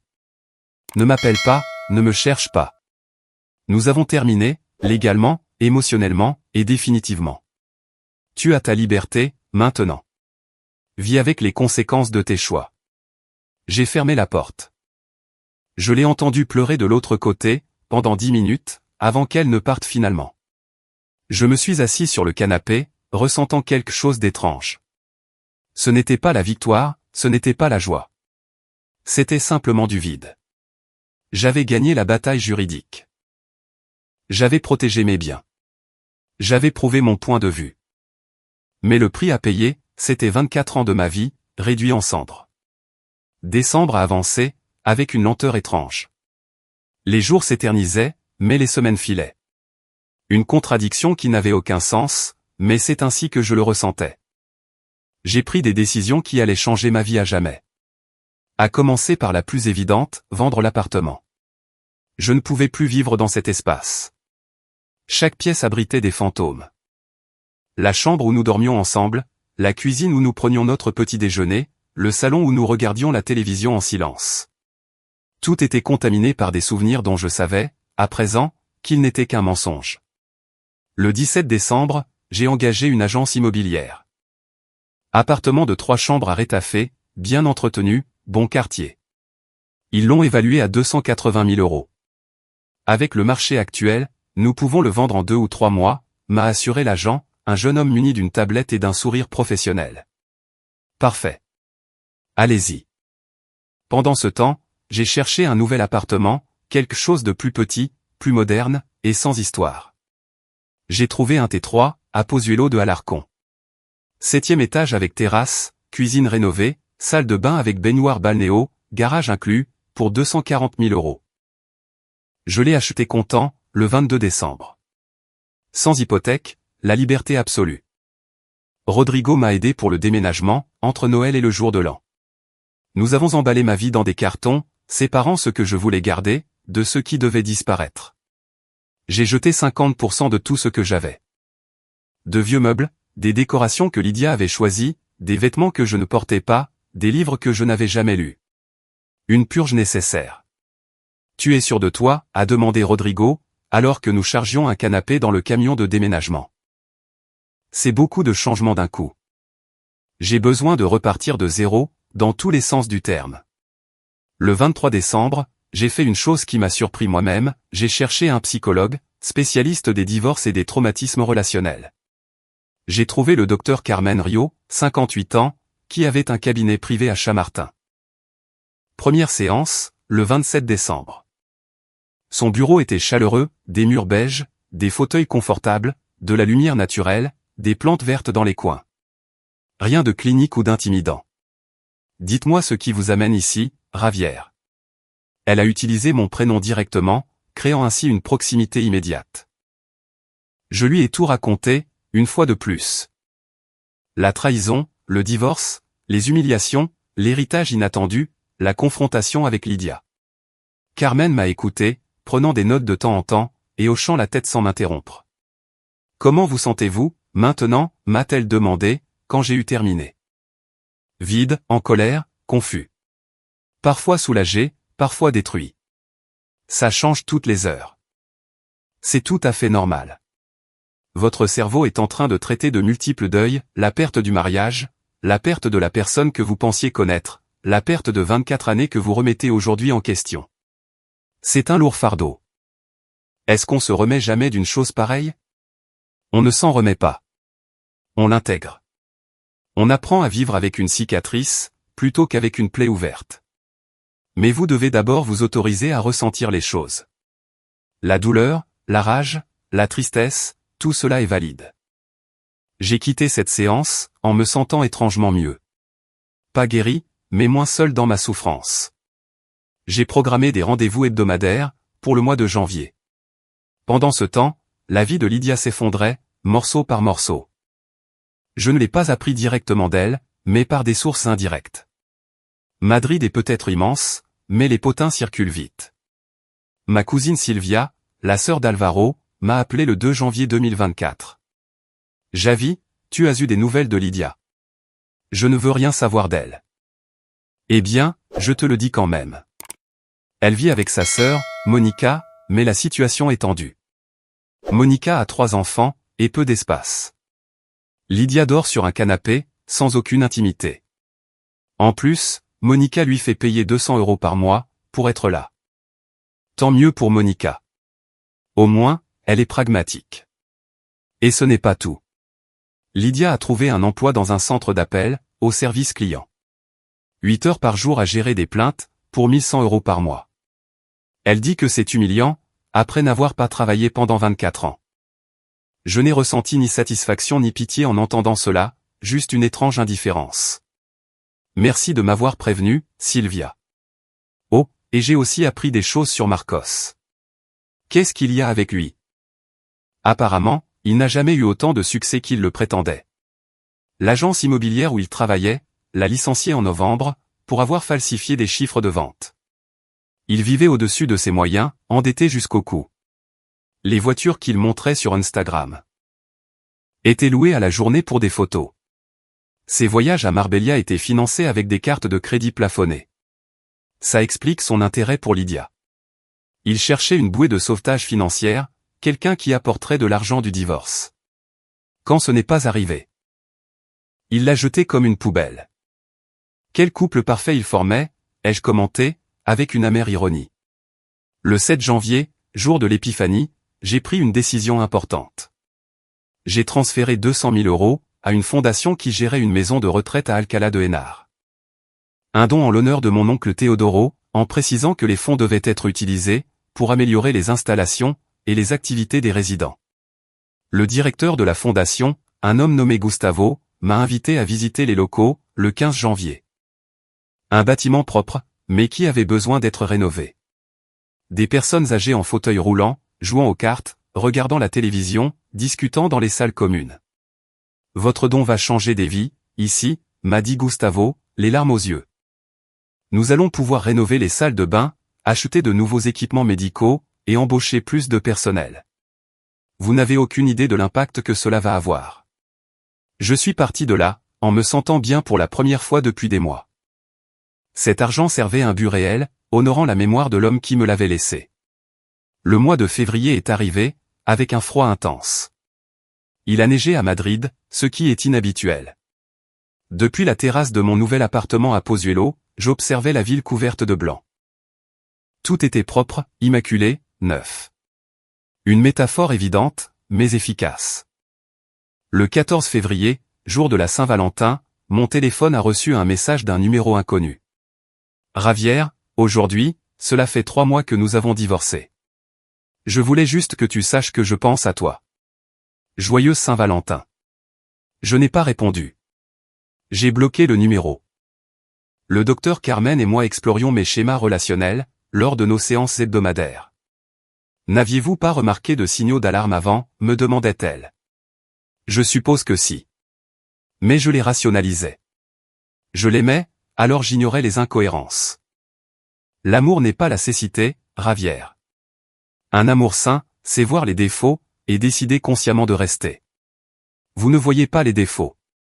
Vous avez inventé une version idéalisée de cette femme. Elle avait raison. Pendant 24 ans, j'avais construit un fantasme, une épouse dévouée, un mariage solide, une vie normale. Tout cela, pendant qu'elle vivait une réalité complètement différente. Comment puis-je refaire confiance, ai-je demandé, lors d'une séance au mois de mars. Ne précipitez rien. La confiance se reconstruit lentement. D'abord, faites confiance à vous-même, à votre jugement, à votre valeur. Ensuite, quand vous serez prêt, vous pourrez envisager de vous ouvrir à quelqu'un de nouveau. Mais rien ne presse. J'étais loin d'être pressé. À 53 ans, j'avais appris qu'une solitude choisie valait mieux qu'une compagnie toxique. Avril a apporté le soleil et des températures agréables. J'ai commencé à sortir davantage. Des promenades dans le parc de la Casa de Campo, des cafés en terrasse, des visites de musées que j'avais toujours voulu voir, sans jamais en trouver le temps. J'ai redécouvert Madrid, comme un touriste dans ma propre ville. Le 22 avril, j'ai trouvé un travail bénévole. Un centre communautaire à Carabanchel avait besoin d'un professeur de mathématiques de base pour des adultes souhaitant terminer leurs études secondaires. 2 après-midi par semaine, les mardis et jeudis. Cela m'a donné un but, une structure, et la satisfaction d'aider les autres. Ma vie se reconstruisait, lentement, douloureusement, mais solidement. Une nouvelle maison, une nouvelle routine, de nouvelles relations, une thérapie hebdomadaire, du bénévolat, des investissements intelligents générant des revenus passifs, et une santé physique qui s'améliorait, grâce à un exercice régulier. Ce n'était pas encore le bonheur, mais c'était la paix. Et, après des mois de chaos, la paix était une victoire suffisante. Le mois de juin est arrivé, avec une chaleur étouffante qui a transformé Madrid en une véritable fournaise. 8 mois s'étaient écoulés depuis le divorce. Mon ancien appartement, à Rétafé, a finalement été vendu, le 3 juin, pour 275 000 €. Soit 5 000 € de moins que l'estimation, mais c'était un prix juste compte tenu du marché. Lydia a reçu sa moitié, 137 500 €, déposés directement sur un compte que Béatrice a géré, sans que j'aie à la voir. J'ai pensé que cet argent lui donnerait un répit, ou, du moins, une stabilité temporaire. J'avais tort. Le 28 juin, un jeudi après-midi, j'étais au centre communautaire de Carabanchel, en train d'enseigner des équations de base à un groupe d'adultes. 10 personnes, âgées de 30 à 60 ans, toutes motivées, toutes luttant pour améliorer leur vie. J'aimais ce travail, il me faisait me sentir sincèrement utile. J'ai terminé mon cours à 19h30. Je rangeais mon matériel, quand la réceptionniste du centre, une jeune fille nommée Patricia, est entrée, avec une expression gênée. « Monsieur Dominguez, il y a une femme dehors qui vous demande. » Elle dit que c'est urgent. Quelque chose dans son ton m'a alerté. À quoi ressemble-t-elle? Une 50aine d'années, des cheveux bruns, très minces. Elle a l'air de ne pas aller très bien. J'ai su que c'était elle, avant même de sortir. J'ai laissé mes affaires, et j'ai marché vers l'entrée principale. Elle était là, assise sur un banc en plastique, dans le petit jardin de devant. J'ai failli ne pas la reconnaître. Elle avait perdu du poids, énormément de poids. Un visage émacié, de profonds cernes violets sous les yeux, des cheveux ternes tirés en arrière, dans une queue de cheval négligée, et des vêtements propres mais bon marché, un jean délavé, un chemisier blanc froissé, des sandales usées. Elle faisait 10 ans de plus que ses 49 ans. Bonjour, Ravière. Une toute petite voix, qui n'avait rien à voir avec la femme qui m'avait hurlé des insultes, 8 mois plus tôt. Comment as-tu su que j'étais ici? Ton ami Rodrigo. Je l'ai croisé au supermarché, il y a 2 semaines. Je lui ai posé des questions sur toi.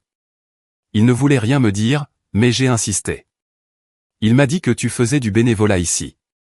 Je ne suis pas venu plus tôt, parce que j'avais honte. Je me suis assis sur le banc d'en face, gardant mes distances. Que veux-tu? Rien. Enfin, si, quelque chose. Mais je veux d'abord que tu saches, que ce n'est pas ce que tu penses. Elle a pris une grande inspiration. J'ai reçu ma part de la vente de l'appartement, il y a 3 semaines. 137 000 €. Je sais. Béatrice m'a informé. Eh bien, je n'ai plus cet argent. Silence. Je l'ai regardé, sans comprendre. Comment est-ce possible?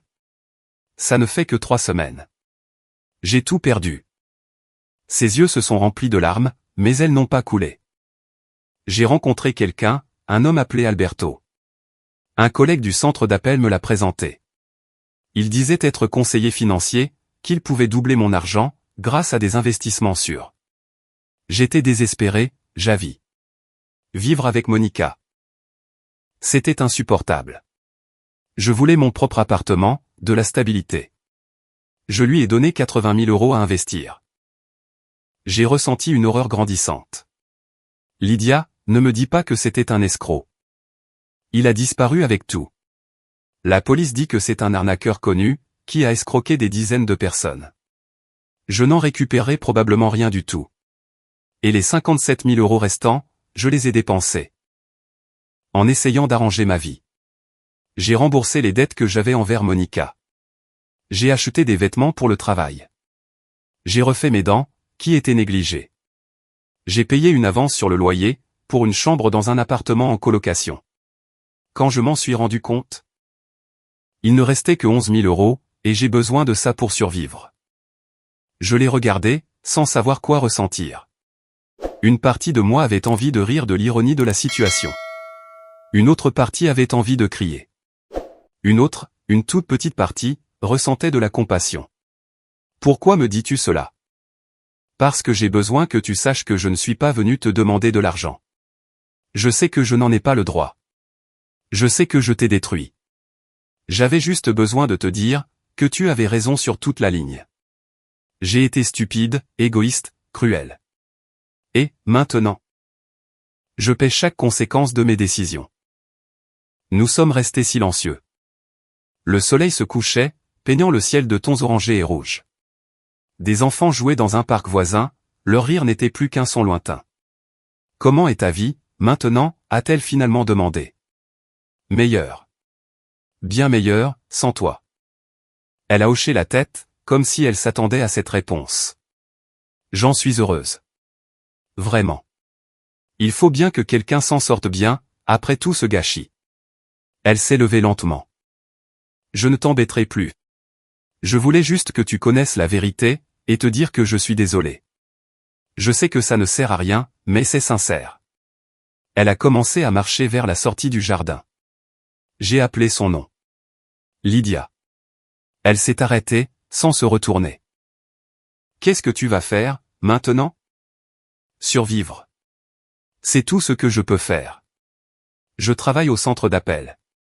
Je vis dans une chambre en colocation, avec 2 filles d'une vingtaine d'années, qui me traitent comme une vieille dame. Je mange des sandwichs pour le dîner, parce que je ne peux pas me permettre plus. C'est humiliant. Mais c'est ce que je mérite. Tu as reçu 137 000 €, il y a 3 semaines. Si tu avais été intelligente, tu aurais pu acheter un petit appartement, vivre modestement, mais avec dignité, pendant des années. Au lieu de cela, tu as donné cet argent à un escroc, et tu as dilapidé le reste. Elle s'est enfin retournée. Les larmes coulaient maintenant librement. Je sais.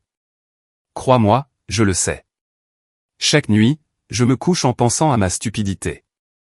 En pensant à la façon dont j'avais tout, et comment j'ai tout balancé, en poursuivant des fantasmes.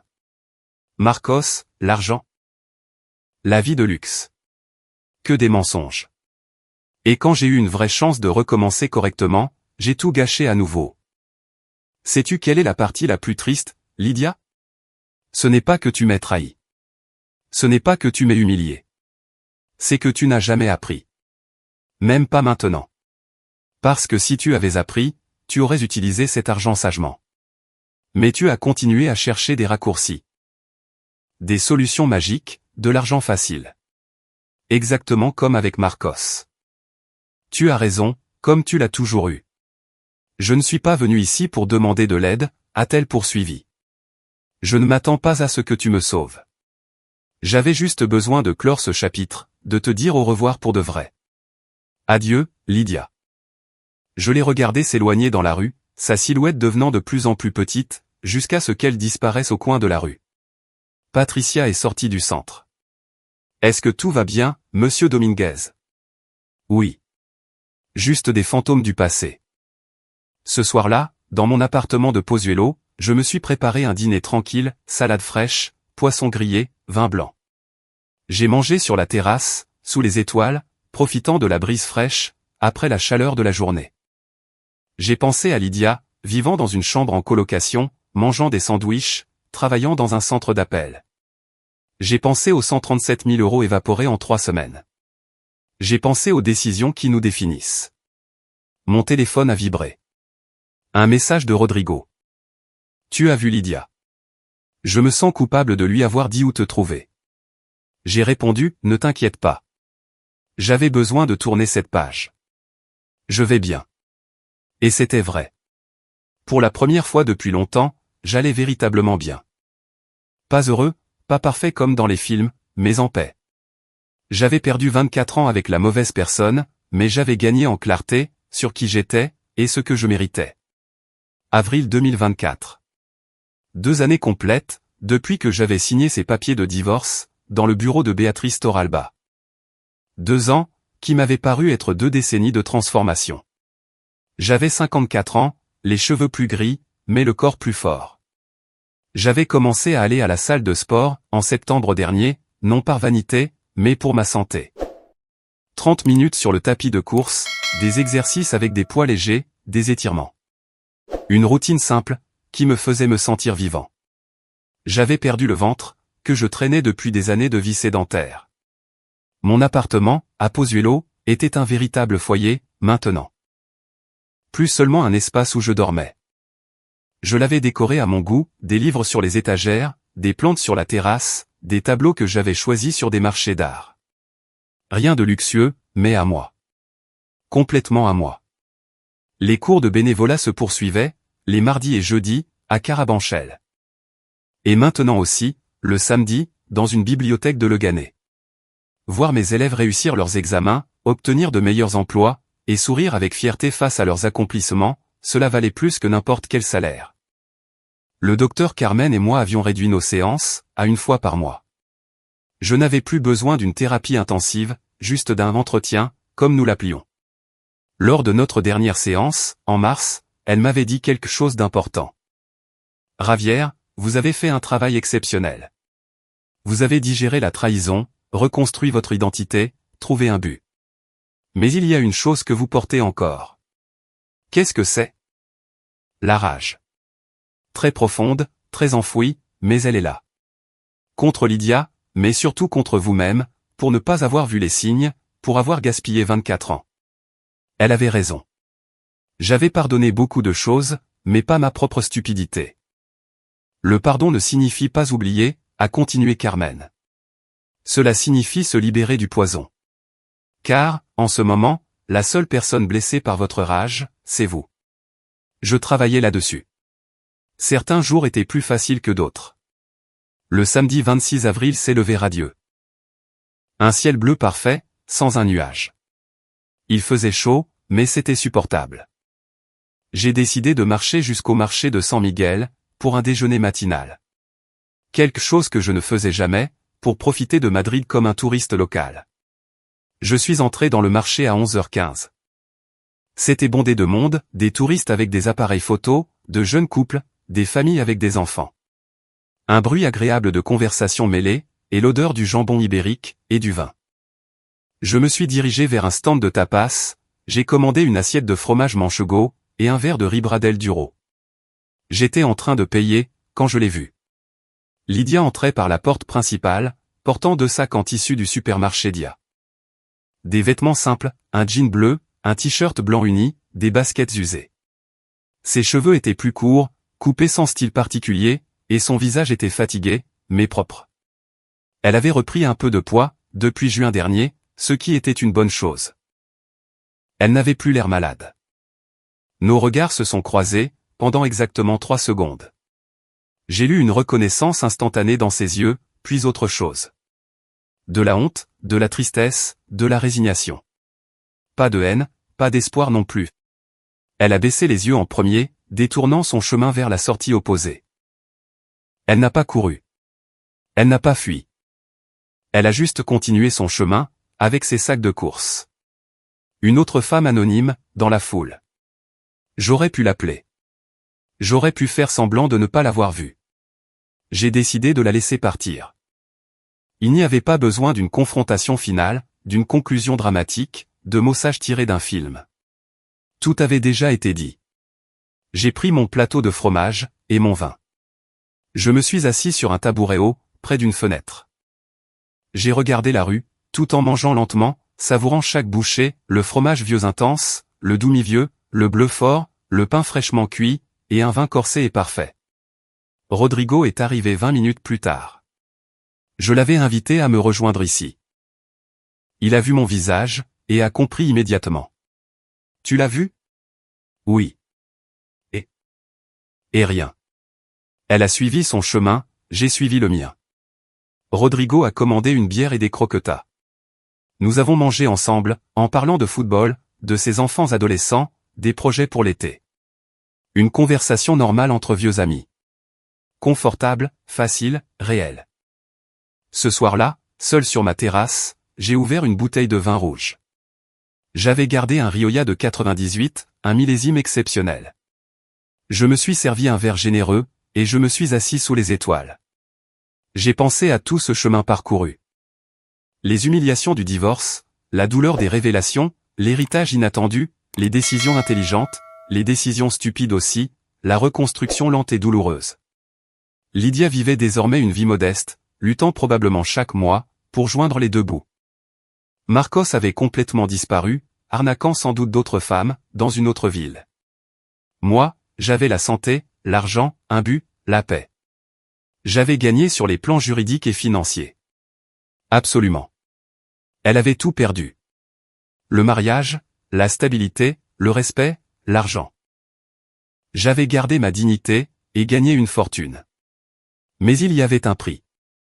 24 années irrécupérables. Une confiance profondément endommagée. Des cicatrices émotionnelles qui ne disparaîtraient jamais complètement. Des nuits où je me réveillais encore, en me demandant quels signes j'avais ignorés, ce que j'avais fait de mal, qui elle était vraiment. J'ai sorti un vieux carnet, que j'utilisais comme un journal intime occasionnel. J'ai écrit avec un stylo à encre bleue, la justice est arrivée, mais je cherche encore la paix intérieure. J'ai gagné la bataille juridique. J'ai protégé mes biens. J'ai prouvé mon point de vue. Mais la guerre contre la douleur ne se termine jamais vraiment. On apprend simplement à vivre avec. Comme un vieux soldat qui porte une vieille blessure, qui fait mal quand le temps change. Est-ce que je regrette de l'avoir aimé? Non. Je regrette d'avoir été aveugle.